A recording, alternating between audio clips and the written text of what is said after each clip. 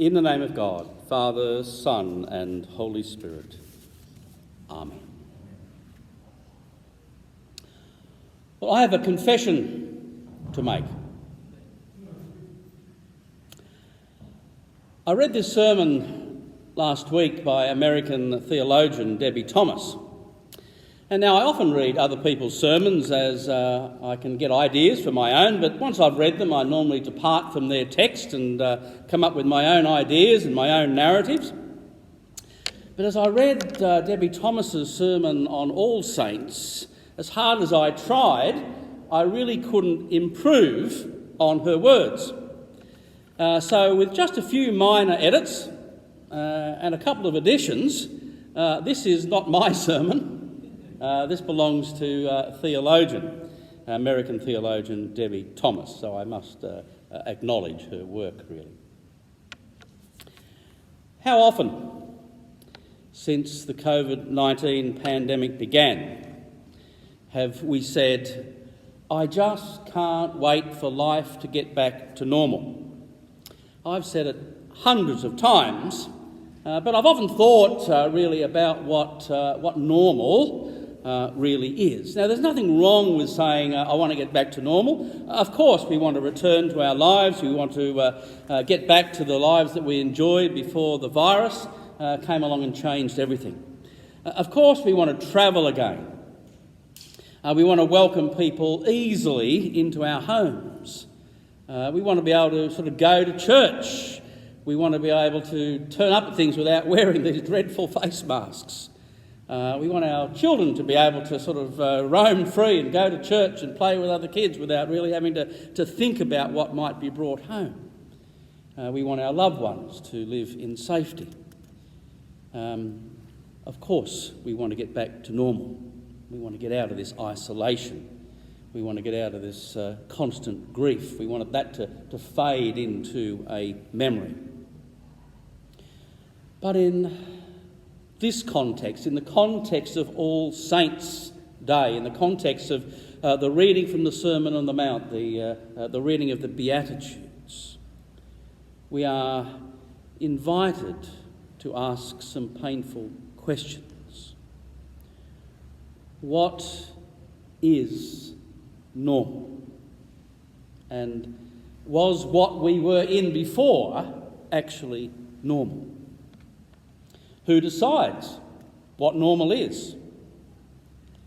But above all, in the context of this reading from the Sermon on the Mount, the reading of the Beatitudes, blessed are, what does normal look like to Jesus?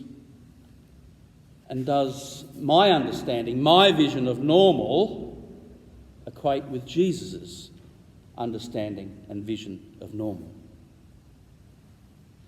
Now, if we grew up thinking that normal was actually having to do certain things to keep in good with God. You do this, you're in good with God. God will like you, God will bless you. You do this, you'll be doing the right thing and God will be happy with that. If we grew up really formed in that mentality, then these words come as a deep challenge to us. If it is normal for us to understand life as a series of transactions, if I want you to do this, then I'll do that. And we will have a transactional relationship. We'll make a deal. If we have understood the world through that lens, then these words will challenge our worldview. Because in these words there is no transactional language. Often in the Hebrew Scriptures there is transactional language. You follow these commands, these ordinances, and I will be your God and you will be my people. You will be blessed. It's a bit of a transactional understanding, but on the Sermon on the Mount, Jesus moves beyond that idea, deepens that idea. There is no transactional language, no commandments, no moral injunctions in the Sermon on the Mount. Rather, what Jesus does is simply describe his understanding of normal, his understanding of reality. Here's the facts. Here's what it is like to be normal. Here's what it is like. Blessed are. That's what is normal. Here's how it works. For Jesus, this is simply an accurate description of normal. Here is the kingdom as I understand it. Here is the kingdom as I live it. So perhaps then the question becomes, do I trust that God's description of normal is accurate? Is that really what normal is? Do I believe Jesus' version of normal life? Do I believe it enough to test all my other versions of normal against Jesus' understanding of normal? In the Beatitudes, Jesus claims that the poor, the mourning, the meek, the hungry, the merciful, the pure in heart, the peaceful, and the persecuted are indeed the normal ones, the blessed ones, the fortunate ones, the lucky ones, the ones whose lives are aligned with the heart and with the character of the divine. They are the ones who enter into the kingdom. They are the ones who make the kingdom manifest in the midst of what we normally understand as normal. And when that happens, we experience an incredible amount of discord. They are the ones who enter the kingdom, experience comfort, inherit the earth, be filled, receive mercy, see God, and be called God's children. When we put our understanding of normal beside that, how does our understanding of normal stack up? The problem, of course, is that God's normal, which we call the kingdom, that's God's normal, that's what we call the kingdom, is not the normal that we see and experience in the world that is around us. It is not the normal we see and experience in our daily lives. It is not the normal we see and experience when we start to make our life decisions.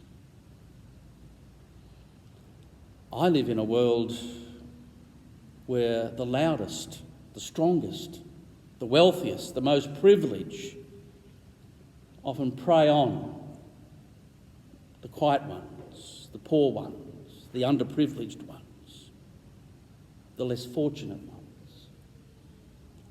We live in a world where greed and selfishness pay off, advantage us. Professor Dawkins called it the selfish gene.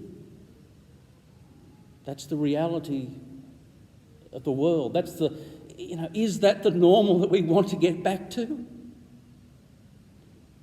Or are we more interested in engaging in God's normal? We live in a world where meekness and mercy and mournfulness earn nothing but contempt.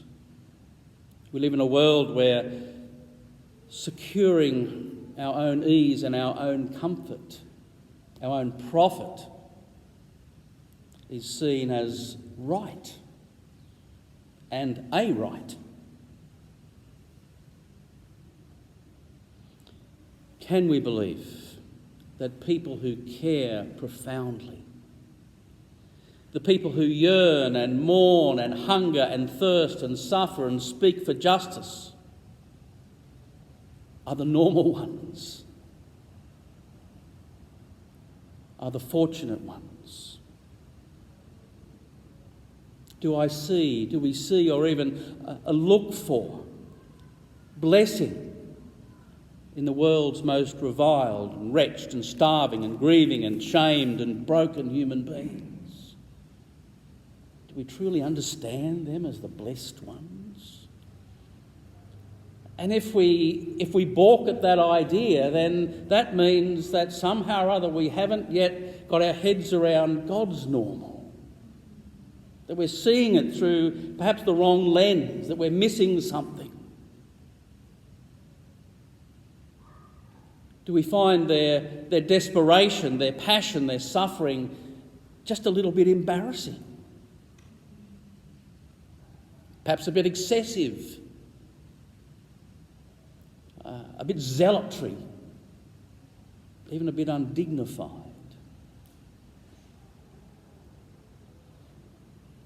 The amazing thing about the people Jesus describes, remember the Beatitudes are not prescriptive, they are descriptive, they are describing something, they are describing a reality, they are describing a normal. Jesus describes in the Beatitudes that they are people who want, who hunger, who thirst. And these people want without reservation, without apology. They want justice, they want peace, they want solace, they want healing. And even in the face of oppression and pain and loss and sorrow, they do not give up wanting. They do not give up living in ways that bear witness to that wanting. There is nothing casual or half-baked or shallow about them.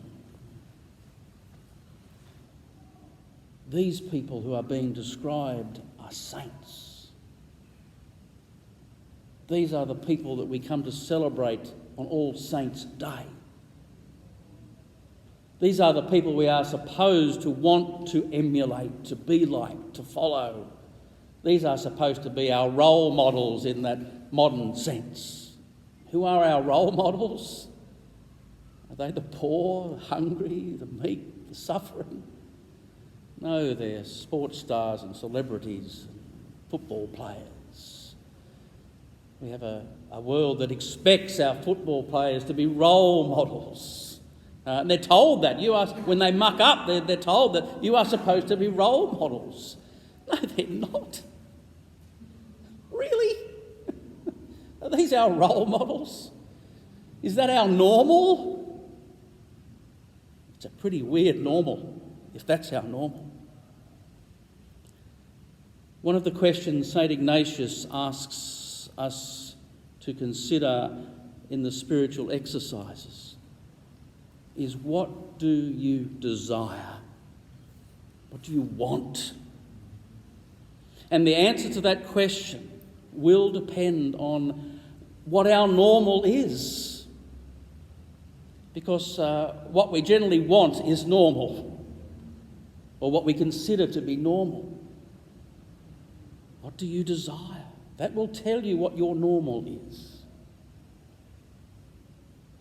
In other words, what Jesus describes in his sermon is a world turned upside down by passionate conviction, by intensity, by desire. An economy of blessing that sounds ludicrous to those who refuse to feel deeply the condition of others. What Jesus describes in his sermon is a reordering of priority, a reordering of privilege that the church itself has found at the very least awkward and at the most offensive and impossible for centuries. The question is, do we find Jesus' version and understanding of normal offensive also? If we don't, what then? What should we do next? Does Jesus' understanding of normal mean that we wallow in guilt and romanticise poverty and avoid joyful living? Now, clearly not, because if you look at the life of Jesus, that's not the life that he lived. The very fact that Jesus spent his entire life, all his days and nights on earth, alleviating suffering in every possible way. Now, this suggests that Jesus does not hold up misery for its own sake as something to be desired. does not hold up that pain is in itself a holy or redemptive thing. In fact, Jesus' ministry is all about healing and freedom from pain. It is all about abundance and liberation and wholeness. Are they the things that we desire? Not only for ourselves, but for the whole creation. I think what Jesus is saying in this gospel is that I have something to learn about discipleship, something to learn about following him, something to learn about wanting, something to learn about desiring what Jesus desires.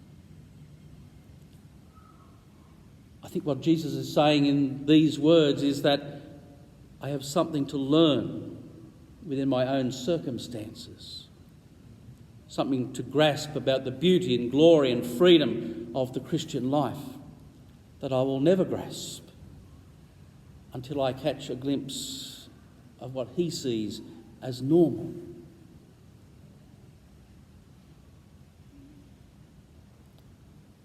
Until I grasp what he sees as normal, I will not be able to humbly admit that my privilege has limitations in my understanding of what his normal really is. I will not be able to admit that there is something to recognise about the radical counterintuitiveness of God's version of normal, of God's priorities, of God's promises. Something to notice in the obfuscating power of plenty that blinds me to my own emptiness. There is something to gain from the humility that says that those people that I see as disadvantaged to me, that less privileged to me, have something to teach me. Because they see God's normal. They have everything to teach me. And this gospel calls us to pay attention to the poor, the mourning, the humble, the pure in heart, the meek. In a reflection on Jesus' upside-down world, Frederick Buechner writes, "The world says, mind your own business. And Jesus says, there is no such thing as your own business.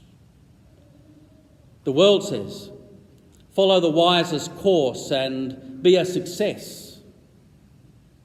Jesus says, follow me and be crucified.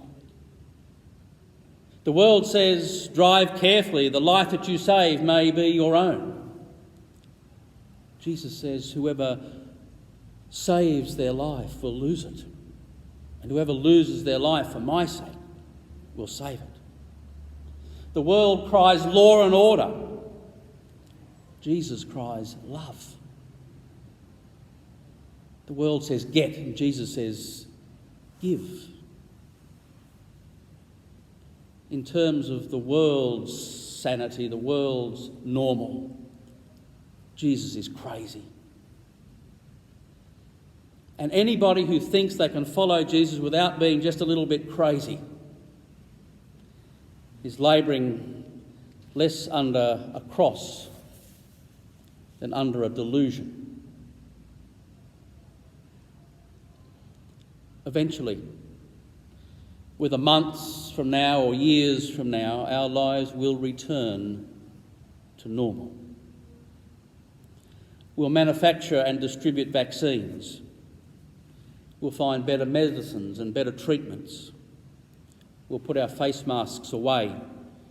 We'll venture out of our homes and out of our cities and even out of our country. We'll grieve the dead and what we have lost, and we will heal. But even when that time comes, the challenge and the invitation of the Beatitudes will remain at the forefront of our Christian life and living. And so the question remains, will our normal be God's normal? Will we align with the divine priorities and the divine heart? Will we centre and privilege and bless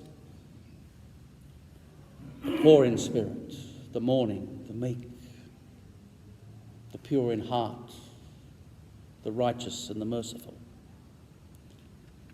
Could this possibly be our new normal? The Lord be with you.